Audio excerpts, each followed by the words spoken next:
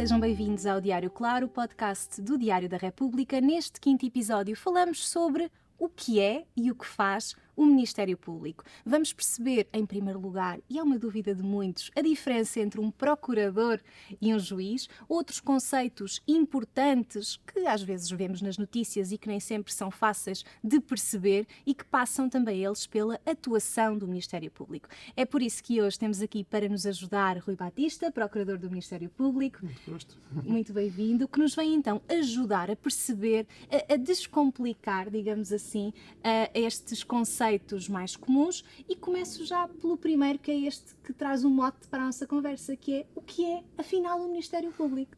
À partida, diria eu, o Ministério Público poderia até, numa primeira análise, não existiria, porque qualquer cidadão que sente os seus direitos afetados poderia ir ao tribunal, a um juiz, e coloca o seu caso.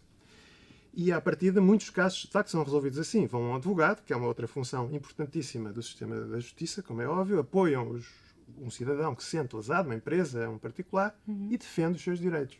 Só que há um conjunto de pessoas que não poderiam defender se não existir alguém que tenha iniciativa para os defender. Pensemos nas crianças, que até podiam ter pais, mas às vezes os interesses são conflituantes. Imaginemos uma pessoa idosa, demente, que não tem capacidade de entendimento. Pensemos, por exemplo, na defesa do ambiente. Este tipo de entidades ou interesses que não têm ninguém que os possa defender. E depois há outros, e vamos à parte penal, que é aquela que é mais conhecida no Ministério Público, que é o próprio exercício da ação penal. Portanto, quando há um crime, que são os casos mais graves de violação dos direitos fundamentais das pessoas, entende-se que era bom existir uma entidade isenta, que não está ligada ao interesse particular, para defender o interesse público associado ao crime. Porque o objetivo é que os crimes não sejam praticados, mas não é uma ideia privada, digamos. O crime é uma questão de interesse público, não haverem crimes, para que os principais direitos não sejam tutelados.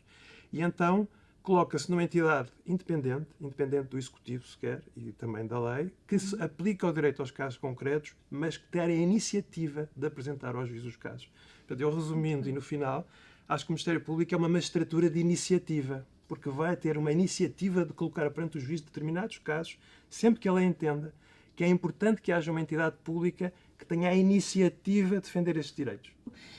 Na prática, existem lugares onde eu me posso dirigir e contactar com o Ministério Público, apresentar uma queixa? De que forma é que o cidadão se pode dirigir ao Ministério Público? Existem magistrados no Ministério Público em todos os tribunais e têm uma área de atendimento ao público. Ou seja, qualquer cidadão em qualquer tribunal pode dirigir-se e apresentar a sua queixa, seja crime, seja o que for. Na parte criminal também existem todas as entidades policiais, que é aquilo que a grande maioria dos casos as pessoas se dirigem quando sentem uma lesão que entendem que é crime, vão a um posto policial da sua área de residência mais próxima, claro, ou lugar, e fazem a queixa. A polícia imediatamente tem um prazo de 10 dias no máximo, mas comunica ao Ministério Público essa queixa. E, portanto, se existir uma questão criminal, qualquer polícia, qualquer Ministério Público. Mas imagine, por exemplo, o Ministério Público também, coisa que não se sabe, defende os trabalhadores, e a lei até diz o trabalhador e as suas famílias quanto aos direitos sociais.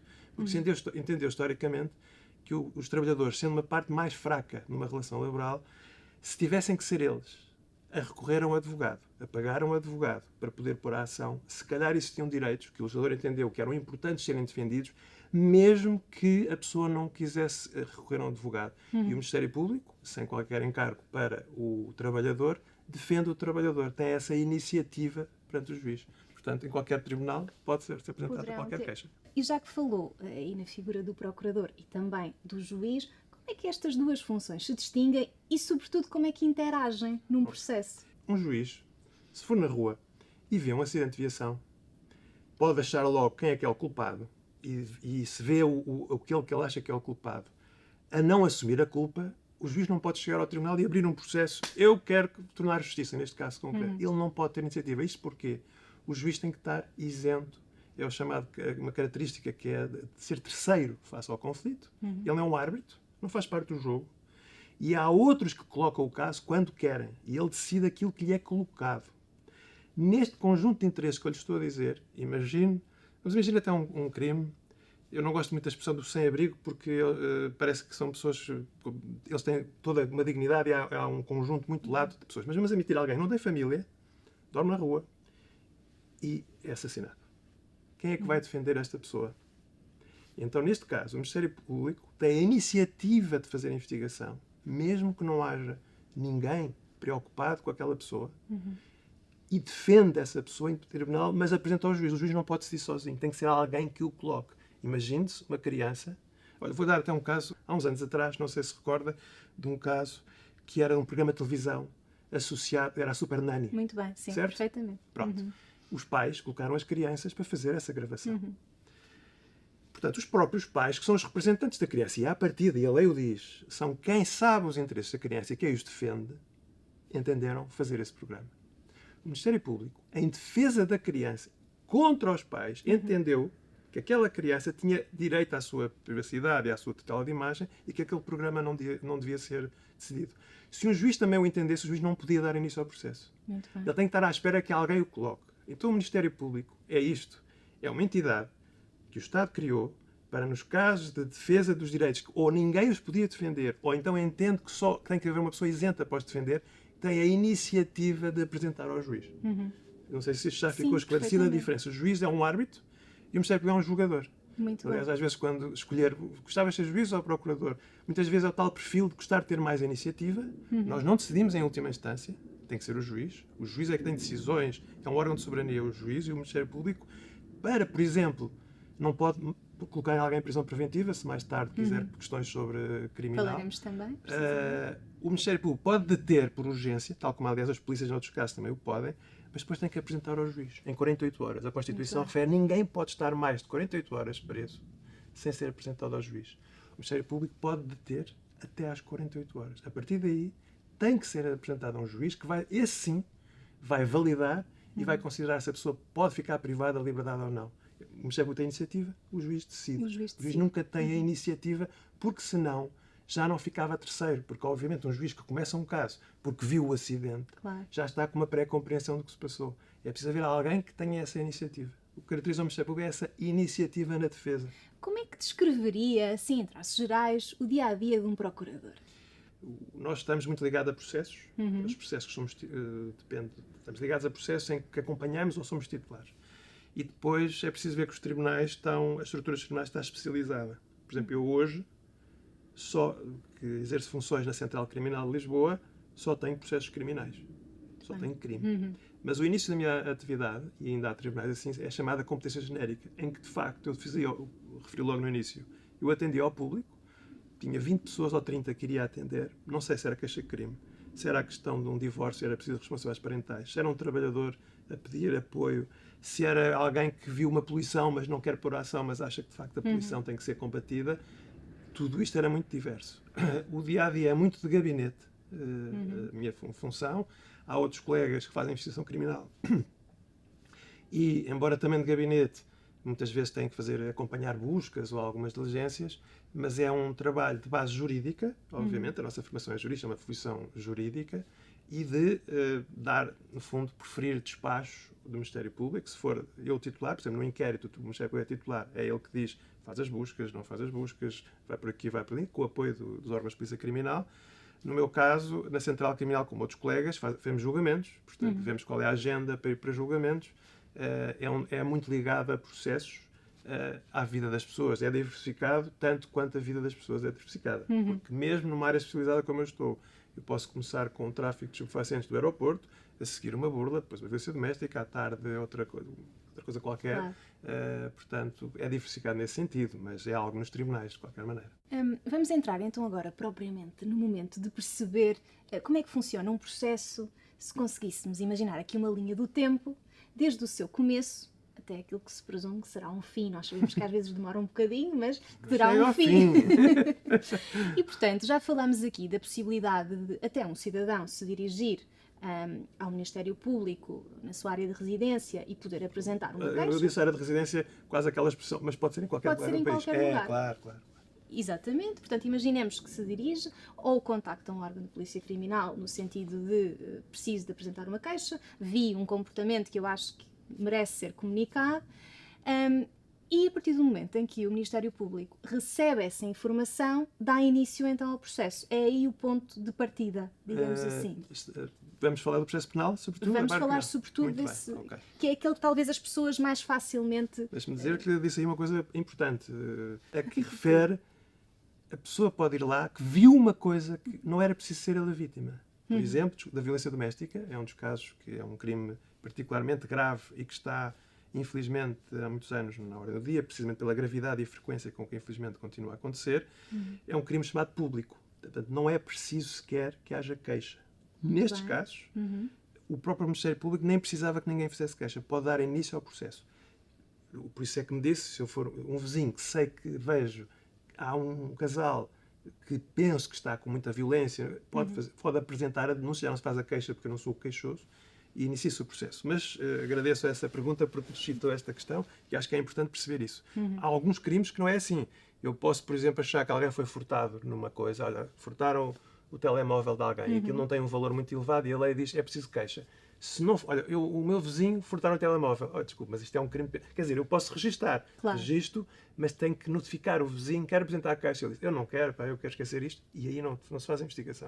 Portanto, há crimes mais graves e menos graves, e há esta diferenciação no que o particular pode fazer. E é a lei que o prevê. Certo. Portanto, é a lei que prevê precisamente. Diz que é o chamado crime semipúblico, já é jargão, mas é o crime, a lei diz, este depende de queixa. Muito bem. E, por exemplo, no crime de violência doméstica, ou, por exemplo, no crime de violação, que se discute politicamente, eu e o Ministério Público, a decisão é política, é o tal legislador. O legislador diz, eu quero que isto seja público, e nós assim entendemos. Eu quero que isto não seja público, depende de queixa, assim o faremos.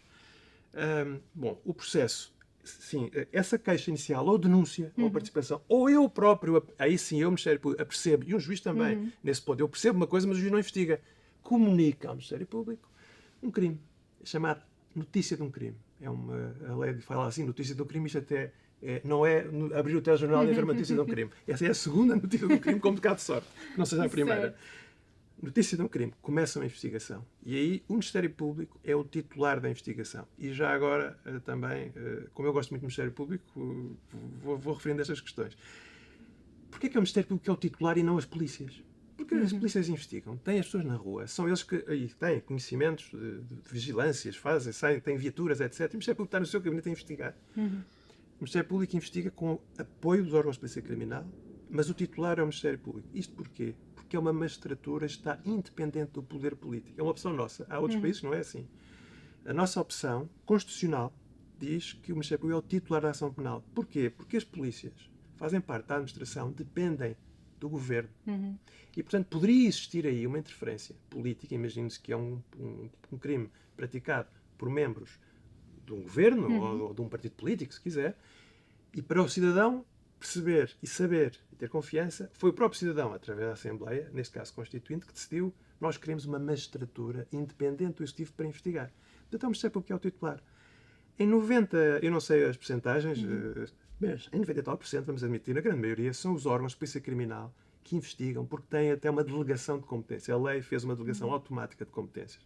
Temos vários órgãos de polícia criminal, os mais conhecidos por todos, Polícia Judiciária, nos crimes de catálogos mais complexos, pelo menos tem um catálogo de crimes com alguma complexidade financeira, etc. Cibercriminalidade, homicídios violentos, PSP e GNR. Estas são os chamados generalistas, órgãos de polícia criminal generalistas. A pessoa pode, e que dependem uns estão mais num certo território, nas cidades, e outros mais na zona rural, mas depois existem muitas outras órgãos de polícia criminal. Portanto, e aí abre-se um processo de investigação. Será que houve um crime ou não? Porque aqui é só uma notícia de um crime, mas não quer dizer que ele tenha sido praticado. Investiga-se. Essa é a fase de inquérito. Quando às vezes, por exemplo, se vê também as notícias. Foi aberto um inquérito. Foi aberto um inquérito. Está pendente um inquérito. Há 2 anos está pendente um inquérito. O que é que isso significa? Significa que estão a ser realizadas investigações para saber se foi praticado um crime ou não. Portanto, nessa fase, é uma fase em que ainda não há... portanto, naquele momento ainda se está a perceber até se existiu um crime. Pode não ter havido. Isso mesmo. Ok? Muito bem, agradeço.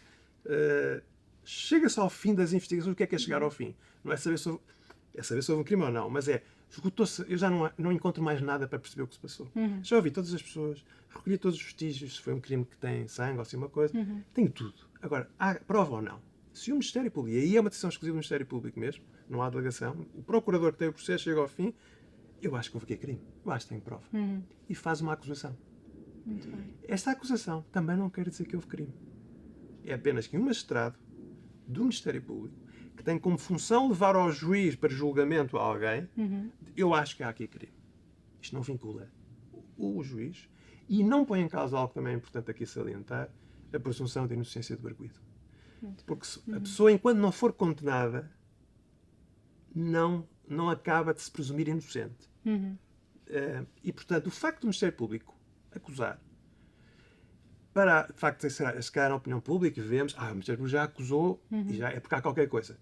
Eu poderei ceder, em termos sociológicos, já não é uma questão jurídica, que se calhar há pelo menos um magistrado que entendeu que aquela prova é suficiente, mas é apenas aquele magistrado titular. Falta-lhe um julgamento, falta-lhe um árbitro para analisar a prova e, sobretudo, falta-lhe, já existe em parte, um contraditório em audiência de julgamento. Toda a prova é apresentada perante o juiz, com a defesa a poder defender-se integralmente. Por vezes, no inquérito, não tem esta defesa total, porque há muitas diligências que têm que ser secretas, e só no final é que o arguido consegue perceber, portanto, a pessoa que está a ser investigada, que é o nome do que se dá do arguido, percebe que prova é que existe contra si e depois defende-se. Pode-se defender logo no inquérito se quiser, mas não é obrigado a isso.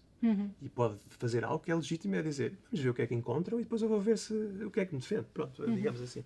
É perfeitamente legítimo. E chega a julgamento. Perante o juiz, com prova direta, e eu posso dizer que eu sou procurador de julgamento, já fiz investigações há muitos anos, agora faço só julgamentos. E quando eu fazia investigações, muitas vezes eram os polícias que faziam a audição das testemunhas. Portanto, o que é que nós recebemos? Uma descrição, a testemunha compareceu no posto policial e disse: eu vi, ele ia no carro em excesso de velocidade e depois despistou-se, não sei dizer.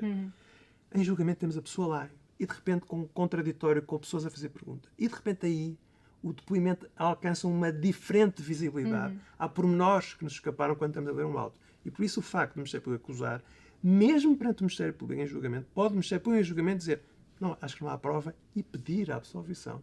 Porque o Ministério Público defende a legalidade. E, portanto, pode, em julgamento, dizer: eu acho que afinal não houve crime. E pode pedir a absolvição. O Ministério Público não é visto como acusador persecutório, é como alguém que defende a legalidade, acha que existe prova, também tem que investigar as provas do crime, mas também as provas que se calhar ele não foi praticado. Se o arguido disser: o que vocês ouviram essa pessoa? Ouçam é do terceiro andar, porque essa sabe que eu não fiz nada. E nós devemos ouvir essa terceira pessoa. E só depois é que avaliamos. Nós temos a legalidade com objetividade. Se fosse, se calhar, um particular a querer defender, eu essa não quero ouvir porque não me interessa. Claro. Por isso é que é importante o Ministério Público, em defesa da legalidade, com objetivo, sem interferência do Executivo e de qualquer poder, de outros poderes políticos, só de acordo com a lei, exclusivamente submetido à lei, saber: eu acho que houve aqui crime e investiguei tanto a favor como contra. Muito bem. E, portanto, estava a dizer que, vamos imaginar nessa fase de julgamento, depois caberá, então, ao juiz, certo, que lá estará, decidir para chegarmos ao fim. A sua expressão era fazer um filme até ao fim, depois há um julgamento, já agora há uma fase. Se me disser que podemos saltar essa fase, porque já temos por nós, existe uma fase de instrução. Muitas vezes está em fase de instrução, não sei se alguém referiu. A fase de instrução é quando o Ministério Público acusa, ou até quando arquiva, e já lá vamos também a essa parte, o Ministério Público chegar ao fim, arquivo, não há crime. E acabou ali. Mas imagine-se que a vítima diz: não há crime. Então eu tive o crime, como é que ele não acreditou nas minhas testemunhas e ficou na dúvida? Ele constitui-se assistente, que é uma figura que o direito português tem, e com um certo orgulho, embora exista noutros países também, é sério, mas nós temos de facto uma história já feita de colocar a vítima também como um auxiliar do processo para a descoberta da verdade. E, portanto, o Ministério Público não tem o domínio total de dizer arquivar. Não, a vítima pode-se constituir assistente e vai a um juiz, que é o tal juiz de instrução, a dizer: desculpe lá, Sr. Juiz, o Sr. Procurador não viu a prova como devia ver. Isto aconteceu. Ele não acredita em nada, mas isto aconteceu. Por favor, acredite e leve isto a julgamento. E o juiz pode pronunciar. Nos casos mediáticos, tem havido a questão: foi pronunciado. É a fase a seguir à acusação. O Ministério acusa. Depois, ou o assistente, caso o Ministério arquive, mas no caso da acusação, pode ser o arguido dizer: eu ir a julgamento. Eu não pratiquei crime nenhum. Senhor do juiz, nem sequer me leva a julgamento. Eu não devo sequer ir a julgamento, porque eu tenho direito a não ir a um julgamento, que é uma coisa, enfim, estigmatizante, quando não há sustentação nenhuma. E há um juiz que faz, digamos, uma validação prévia, se isto dá para ir a julgamento ou não. Mas quando o juiz pronuncia, continua a presumir-se inocente. Não quer dizer que ele tenha praticado os crimes. há casos mediáticos, começaram agora o julgamento, que tiveram pronúncias, continua a presumir-se inocente, porque só este tribunal agora é que vai dizer se a prova é produzida ou não. E, portanto, esta é a fase de instrução. E depois, quando, seja por acusação, caso não haja instrução, seja há uma instrução e o juiz pronuncia, então vamos para o julgamento. E aí toda a prova é analisada, em sala de julgamento, com o contraditório, com os advogados a fazer as questões, o juiz em Portugal, na área criminal, e bem, também do meu ponto de vista, se eu não concordasse, era a lei, eu iria cumpri-lo. Mas, por acaso, concordo, o juiz no crime tem uns poderes oficiosos, que é o seguinte: eu apresento a minha prova, a defesa apresenta a prova deles, o juiz diz, eu acho que falta aqui uma coisa que nenhum de vocês quis, mas eu quero fazer para descobrir a verdade, porque eu estou com dúvidas, e eu vou descobrir a verdade. Não, pode ser a favor do arguido, contra o arguido, mas eu quero descobrir a verdade. E ele pode, oficiosamente, vamos ouvir estas 3 pessoas. Mas eu não acho que não é preciso ser ouvido. O arguido não é preciso. Eu quero. Muito bem. E bem, para que saiba a verdade. É um árbitro que, nesta parte, não coloca o objeto do processo. Ele não pode condenar por coisas diferentes que aquilo que o Ministério Público tenha acusado, até para defender o arguido. Então agora sou surpreendido com uma acusação, uma coisa diferente. Claro. Mas se for só com aquele objeto, é este o crime, eu vou ouvir nestas pessoas para saber o que se passou. Julgamento. Depois há sentença. Acordam. A sentença é se for um juiz, acordam se forem 3. É um coletivo, digamos, 3, em regra, no crime. Portanto, a regra é para os crimes mais graves. Portanto, eu trabalho no Tribunal Central, que é os crimes mais graves, considera-se acima de 5 anos, as penas podem ser acima de 5 anos, 3 juízes decidem. Podem estar os 3 de acordo e muitas vezes está 2 contra 1. Ganha a maioria. Portanto, por isso é que quando o Ministério Público acusa, é um magistrado que há crime. Ali já temos mais validação. Podem ser 3. Mas mesmo assim, alguém pode não concordar. Se absolve, o Ministério Público pode recorrer. Se condena, o arguido pode recorrer. E vai à relação. Entra na fase de recursos. A relação pode decidir. A lei, em muitos casos, é final. É a decisão final. Mas em apenas mais graves, ou se for condenado em primeira instância na relação, ainda pode ir ao Supremo. E depois também pode só existir questões de constitucionalidade. Por vezes também se houve ainda, vai em recurso para o Tribunal Constitucional restrita à questão da constitucionalidade. É quando o Tribunal dizer isto é inconstitucional, não aplica, ou então quando um particular diz este crime é inconstitucional. Por exemplo, aconteceu, e é uma jurisprudência já conhecida, o crime de lenocínio associado à prostituição, que pessoas que exploram a prostituição, quando não existe qualquer coação ou ameaças sobre as vítimas, se era crime ou não. Discute se é constitucional ou não. Foi alguém que seja condenado, pode suscitar que este crime é inconstitucional, como suscitou, e foi ao Tribunal Constitucional, e a última decisão é que continua a ser constitucional deste crime. Eu digo isto porque às vezes há decisões contrárias e, portanto, esta é a fase de recursos. Não Muito sei bem. se respondi. Portanto, traçámos aqui uma linha do tempo, que é uma Inquérito, linha do tempo. Instrução facultativa, julgamento, recursos. Recursos, muito bem. Que depois poderá ter aqui diferentes configurações dependendo do processo em concreto, porque estou a imaginar a circunstância que já referiu antes, que é o Ministério Público analisa aquilo que tem e decide. Não vou fazer nada com isto. Isto é para arquivar, não será para deduzir acusação. Depois da investigação, Depois da ou investigação. a determinada altura, certo? E aí acaba naquele momento. Há 2 formas do Ministério Público arquivar. Uma é dizer que isto não é crime mesmo. Já descobri a verdade toda e não é crime. Para ali. E aí só poderia haver, ou a vítima pode recorrer. Por exemplo, imagine-se que o Ministério Público entende que, enfim, que era inconstitucional, ou de facto que aquilo não era crime. Já arquiva. Mas arquiva dizer isto não é crime. E aí pode a pessoa abrir a instrução, se não faz um chamado caso julgado, famosas, é uma certa segurança jurídica. A pessoa foi sujeita a uma investigação. O Ministério Público diz que não é crime. Notificou as vítimas conformaram-se. Digamos, o investigado, o acusado, o suspeito, o arguido, depende, tem direito à paz jurídica. E então dá-se esse valor de caso julgado para o ali não se pode investigar. Mas há outros casos que o Ministério Público diz não consegui descobrir se há crime, mas também não sei se não há. Pelas provas que produzi, eu arquivo o chamado, não é um condicional, mas é um arquivo dizendo a aguardar melhor prova de decididas antigamente. Hoje, mas a ideia é a mesma.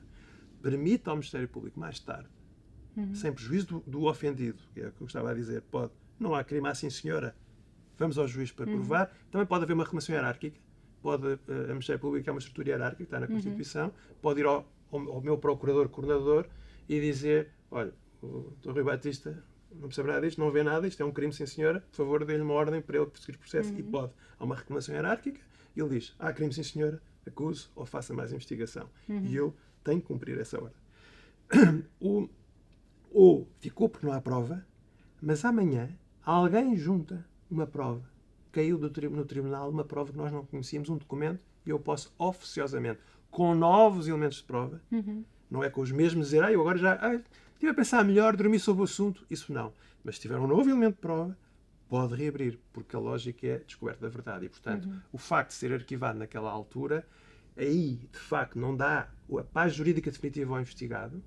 Caso ele tenha praticado um crime, não descobriram, maravilha, mas se ele descobrir amanhã, sem prejuízo de prescrições, depois há questões também daquela paz jurídica, que é o legislador que diz 20 anos depois ou 30 anos depois, por muito que tenha praticado o crime, já não se justifica qualquer reação e ele prescreveu. E esta prescrição não é, muitas vezes, entender prescreveu, de facto pode ser um falhanço da estrutura, muitas vezes, do próprio Ministério Público, não está em causa, isso pode discutir politicamente, digamos assim, mas em termos de direito penal, em termos de direitos fundamentais, está em causa uma pessoa que 30 anos depois, por exemplo, o próprio legislador diz que não vale a pena perseguir uma coisa que há 30 anos, porque depois visto ele não praticou mais nada até agora, digamos assim.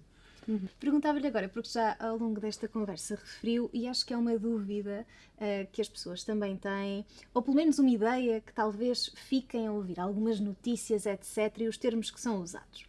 Nós, quando falamos de arguido, falamos de um culpado? Falamos de um suspeito? Portanto, falamos de quem em cada fase do processo? Ok. Arguido é alguém que foi constituído como tal no processo. Já lhe vou dizer, culpado, não. Pronto, vamos, independente de poder ser, como lhe disse, só com decisão transitada em julgado. Mas, voltando à sua pergunta, porque talvez seja mais claro, há uma queixa contra uma pessoa. Ele bateu-me. Pronto. O Ministério Público diz, ele bateu-lhe. Pode ir logo ouvir a pessoa que foi acusada pelo queixoso, ou tem testemunhas. Primeiro vou ouvir as testemunhas. Eu não vou agora confrontar alguém com uma coisa que eu acho que já não tem ponta que se pega. Chamamos-lhe assim. Hoje 3 pessoas bateu, sim senhora. Quando o processo se inicia, ele é a pessoa com quem se dirige. Pode-se considerar suspeito. É um suspeito. Aqui. Quando eu o vou ouvir, ele é constituído arguido. O que é ser constituído arguido? Efetivamente é uma posição no processo em que ele fica, se quiser, com um carimbo. Ele é arguido. Porque o que é que isto quer dizer? Quer dizer que é alguém cujo um processo corre contra ele e ele tem conhecimento que esse processo corre contra ele e são-lhe atribuídos um conjunto de direitos. Por isso é que as pessoas dizem, o arguido é um direito que eu tenho de ser constituído arguido. Obviamente, porque é que se diz que é direito? Não estou a dizer que eu gosto de ser constituído arguido, maravilha, estou cheio de direitos. Não é isso. Mas tem direito a não falar, pode mentir, digamos assim, não é obrigado a dizer a verdade. Isto foi também uma evolução de direitos fundamentais, porque antigamente podia-se sujeitar alguém à tortura para confessar, assina aqui sob tortura e condena-se. Ele pode mentir, está completamente em liberdade na sua estratégia, pode juntar provas dele, também é um direito que ele tem. Tem alguns deveres, colaborar em ações de em diligências de prova que tenham a sua presença, ele também tem que colaborar. Vamos imaginar que eu estou a um crime de sangue e eu preciso de tirar uma célula ou um bocadinho de sangue ou um cabelo para fazer uma análise de ADN, ele tem que colaborar com isto e pode ser coagido a fazê-lo, foi constituído arguido, sabe o que é que o estão a acusar também, e portanto é este o estatuto. Depois vai andando assim e depois, quando é condenado, tem estes direitos todos, mas depois, condenado, se for absolvido, acabou a sua posição. Se for condenado, passa a executar a pena, que é uma fase depois da condenação. Depois ainda há a execução da pena. Nós acabamos com os recursos transitados em julgado, mas isto também não é só para emoldurar. Depois há as penas, já podemos ir lá, penas de prisão, pena de multa, já lá vamos. Mas, tanto suspeito, corre contra alguém, tenho suspeitas que às vezes pode ser, o processo pode começar, há alguém, imagina, encontra-se uma vítima mortal. Não se sabe quem foi. O processo começa e não tem suspeito. De repente, suspeita-se que era o vizinho do 7º andar. Porque eles tinham diferente e tal. Ok. É suspeito. De repente, junta-se prova, porque foi encontrado uma coisa de sangue, por acaso podia ser daquele. Vamos ouvi-lo. Arguido. Arguido, segue o processo, a acusação, pode ser condenado. E pode ser preso para cumprir, caso se comprove essa suspeita inicial, digamos assim. Pegando aqui num exemplo até de um crime que já falou aqui hoje, que tem violência doméstica, por exemplo. E vamos imaginar que é de facto apresentada aqui uma queixa, mas mais tarde há aqui uma desistência dessa queixa que foi apresentada. Isto é algo que pode acontecer e como é que este processo vai seguir ou não a partir daqui? Muito bem. Como eu disse antes, fazendo a ligação, é um crime público, não depende de queixa. E, portanto, não é pela desistência de queixa que o Ministério Público arquiva o processo. Portanto, o legislador, é uma opção do legislador, há discussão política, porque isto tem a ver com política criminal. Aliás, a Constituição também refere, no título da ação penal, executar a política criminal. Saber se um crime é público ou não tem muitas vertentes. Não é? Há muitos que entendem que o crime de violência doméstica pode ser mais destrutivo para a própria vítima, porque está envolvido num processo e a pessoa tem o direito a não querer ter esse processo às suas costas. Pode querer perdoar, porque era uma questão de violência doméstica. Esperemos que para vir perdoar não seja muito grave, mas às vezes há casos em que essa desistência ocorre mesmo em casos graves, e vamos admitir que nem sequer era uma desistência por ameaça e por coação, que também pode acontecer, mas é uma pessoa que fala, olha, eu queria parar com este processo, nós somos obrigados a continuar, porque o legislador entendeu que isto é um flagelo de tal maneira, há tanta gente a sofrer, que vamos ter que ser claros quanto a isto, não pode ser feito, ponto. E mesmo que a vítima não quer, eu como sociedade não quero que isto aconteça. Portanto, não, o processo não para nesses casos. Depois pode-me dizer, mas atenção, há coisas que também se ouve aí, já agora para explicar, a vítima pode desistir da queixa, mas nós dizemos, normalmente este é um crime público. Depois há soluções que o direito prevê, que são as chamadas funções, a diversão não tem piada nenhuma, não é para divertir, mas chamam que é uma suspensão provisória do processo, também se ouve aí, que é o Ministério Público chega ao fim e dizer, olha, eu acho que se praticou um crime, mas acho que um julgamento e uma pena não é necessário para o caso, porque acho que o senhor está arrependido, confessou, nunca mais vai acontecer, e eu já falei com a vítima e ele diz que de facto é assim, ele acabou e está impecável, eu posso suspender o processo mediante uma injunção qualquer, chama-se injunção, que é, mediante o arguido, entregar, às vezes, dinheiro a uma instituição de violência doméstica, pedir desculpa, fazer o que for, e se ele, durante esse prazo, não praticar nenhum crime, o processo é arquivado e já esse não pode ser reaberto. É uma pena feita pelo Ministério Público, mas tem que ter a aprovação do juiz. O juiz também concorda, sim senhor, isto não é sendo grave, ele confessou, acho que é para suspender. Pode a vítima recusar-se a depor. E essa é uma questão que também se ouve aí. E é outra questão da estrutura do processo penal. A prova é feita em julgamento, em regra. As declarações feitas perante órgãos de polícia criminal, portanto os polícias, não podem ser valoradas em julgamento a não ser que as pessoas consentam, os sujeitos processuais. E, portanto, se a vítima não, embora a lei preveja, para a violência doméstica, e o Ministério Público faz isto, obviamente, cumprindo a lei, as chamadas declarações de memória futura, que é ela fala uma vez e essas declarações são faladas em julgamento. E aí está dito e é prova. Mas se por acaso isto não foi feito, e em qualquer crime, ele pode chegar a julgamento e dizer eu não quero falar. E se a prova da vítima era essencial, pode não ser, a pessoa pode ser absolvida por falta de provas. Mas é só isso que pode acontecer. Agora, acabar o processo da violência doméstica, o legislador, o poder político disse isto é grave, não se pare. Outra expressão que se ouve muito também, que nem sempre é claro o seu significado, mas mais do que significado, a sua importância, que é o segredo de justiça. O que é o segredo de justiça? O segredo de justiça é um regime legal que faz com que, quando se abre um processo, os atos processuais não possam ser conhecidos. E, portanto, veda-se o acesso ao teor dos atos processuais por terceiros que não sejam magistrados, polícias, o que for. Este segredo de justiça, de facto, o regime foi alterando e discute-se muito, mas preserva várias coisas. Vamos dizer os dois principais. A própria investigação. Imagino que eu estou suspeito de uma determinada transação e determino a realização de escutas, que também é muito falado, mas pronto, escutas. Ou qualquer tipo de diligência. Ou vigilâncias, pode ser vigilâncias. Se de repente, vamos imaginar, os suspeitos, será que eles estão a investigar algo? Estou preocupado. Eu vou ao Ministério Público, olha, eu quero saber, correm um processo contra mim, eu quero ver o processo. Nós dizemos, olha, os processos são segredo de justiça, não lhes vou dizer nada. Acho que o toda a gente entende, é básico. Porque se ele souber, não vai. Se não praticar o crime, até poderia ser útil. Porque eu diria, olha, pronto, vamos começar, o crime acaba. O problema é que depois são praticados de forma mais dissimulada. Claro. E é isso que se quer impedir. Mas também às vezes, e esta é outra vertente, e eu sei que com grande impacto mediático, e a Procuradoria-Geral da República, e este Sr. Procurador-Geral da República em particular, é muito sensível à questão, também, obviamente, que é a defesa dos próprios visados. Porque as pessoas dizem que eu sou julgado. Quando se sabe alguma coisa, eu sou julgado na praça pública antes de ser nos tribunais. E pronto, enfim, isto acontece a todo mundo. Se quisermos, eu acho que são os danos colaterais de, às vezes, as investigações, o que não quer dizer que todos os danos não sejam possíveis colmatar e que eles não ocorram. E é, por exemplo, a preocupação da Procuradoria-Geral da República é que não haja fugas, digamos, chamadas de informação, quando isto está assim.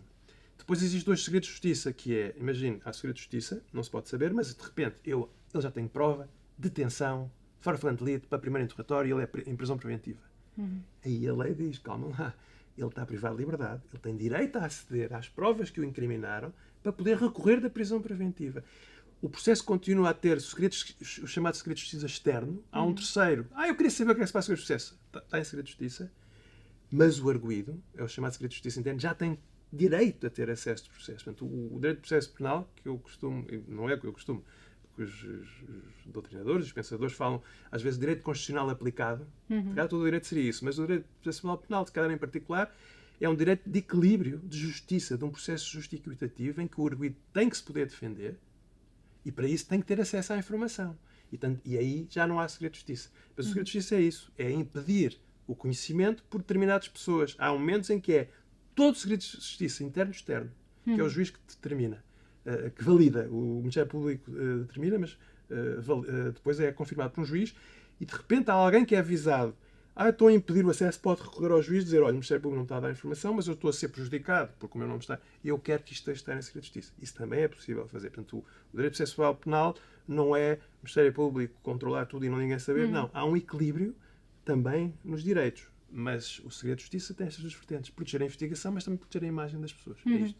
E falando em proteção, precisamente, quando falamos de vítimas de crimes e de testemunhas que vão intervir, não é, enquanto testemunhas no processo, existem alguns mecanismos especiais de proteção face à situação de vulnerabilidade que poderão estar a passar nesse momento? Vários, vários, mas os principais talvez. Bem, há casos de mais graves, grande terrorismo ou criminalidade violenta, em que existem programas especiais de segurança que nem são acompanhados diretamente pelo Ministério Público, é por um órgão específico criado para isso, de proteção às vítimas, que pode criar situações de quase ocultação de identidade, mudanças de residência, enfim, proteção especial com polícia a acompanhar. Portanto, estes, vamos admitir, os casos mais assim graves. Mas, para o que é mais frequente, logo falámos há bocado na violência doméstica, vítimas particularmente vulneráveis, que é algo que também está, felizmente, a ser cada vez mais preocupação do legislador e com mais situações de proteção, as declarações de memória futura. Não o obrigar a ir à sala e nem sequer o obrigar a falar várias vezes na mesma coisa. Falou uma vez, aquilo já é traumatizante, é o chamado, às vezes as pessoas dizem, depor. Uma vítima que depõe está a ser vitimizada uma segunda vez. E, portanto, o próprio Ministério Público tem essas orientações, com várias orientações, obviamente, correm da lei, mas o Sr. Procurador-Geral da República, tanto este como os anteriores, tiveram essa preocupação de declarações de memória futura, para fazer que a pessoa fale uma vez e não precisa de falar outra vez. E não precisa ir à sala. Mas coisas mais simples. Várias vezes acontece. A pessoa vai à sala e diz, eu não consigo falar se estiver a ver o arguido, porque o arguido está na sala, tem direito a estar presente. E eu já, recentemente, casos de roubo, vamos mirar jovens de 16 anos roubaram um telemóvel. E ele diz, eu não consigo falar se estiver a vê-lo. Eles já sabem que eu sou, mas eu não consigo falar. A lei prevê, o juiz tira o arguido da sala, a pessoa sozinha, não tem ninguém, não tem os arguidos à sua frente, fala normalmente e depois quando sai o arguido dentro e o juiz é obrigado a fazer um resumo do que disse, sem prejuízo agora a ser gravado e, portanto, em fase de recurso, o advogado e o próprio arguido podem ouvir a gravação toda. Mas o depoimento é prestado sem a presença do arguido na sala. E, portanto, a minha experiência, sim, posso dizer que, de facto, é muito reconfortante para as testemunhas. Eu já tive várias testemunhas que, por meio, eu não quero falar, dizer, mas a testemunha é obrigada a falar. Você tem que ficar. E eu não tenho aquela visão, a justiça é fundamental e, portanto, eu quero lá saber, tenho que colaborar com a justiça. Não gosto de vitimizar ninguém, como é evidente, e portanto, estes mecanismos, dizer, não, tem que vir, mas nestas circunstâncias, faça esse requerimento, ele sai da sala e tem corrido com grandes, enfim, com a segurança das vítimas, e depois a memória futura também é importante, e depois há mecanismos de mais proteção, que são quase, não digo de filme, mas é um bocadinho. Portanto, é importante também transmitir essa ideia, não é? Que certo. Existem, de facto, mecanismos que vão dar resposta, muitas vezes, a receios das próprias vítimas. Felizmente, hoje em dia, o mail, a forma de comunicação digital, faz com que nos chegue. Antigamente, não chegavam-se e-mails a dizer eu não quero falar. Por exemplo, hoje, felizmente, e o Covid teve esse efeito positivo dentro do drama que todo foi, como é evidente, os tribunais tiveram na altura, e houve um regime especial de ouvir por meios à distância, nomeadamente por plataformas que até não são válidas legalmente. Normal é a videoconferência. A pessoa, se estiver a residir fora, pode ser ouvida em videoconferência. Mas há casos em que os próprios arguidos, porque também fazemos isso para as testemunhas de defesa, ela está em França, vamos fazer uma rogatória, mas por um WhatsApp, ou por internet, pelo WebEx, presta o depoimento, o arguidor, fica tudo gravado e temos também conseguido, nessa vertente também proteção da vítima, esse distanciamento, porque de facto a sala, eu trabalho lá todos os dias, eu gosto muito da sala, mas não é a minha vida que está ali. Portanto, as pessoas que sofreram, aquilo é muito tenso, pode ser muito tenso. Crimes até mais correntes, digamos assim. Obrigada por ouvir o Diário Claro. Este episódio tem uma segunda parte onde falamos sobre dúvidas comuns sobre medidas de coação, penas e até sobre o que é um megaprocesso. Acompanhe-nos e avalie o Diário Claro no Spotify e na Apple Podcasts e siga o Diário da República nas redes sociais para mais conteúdos em linguagem clara. Até ao próximo episódio.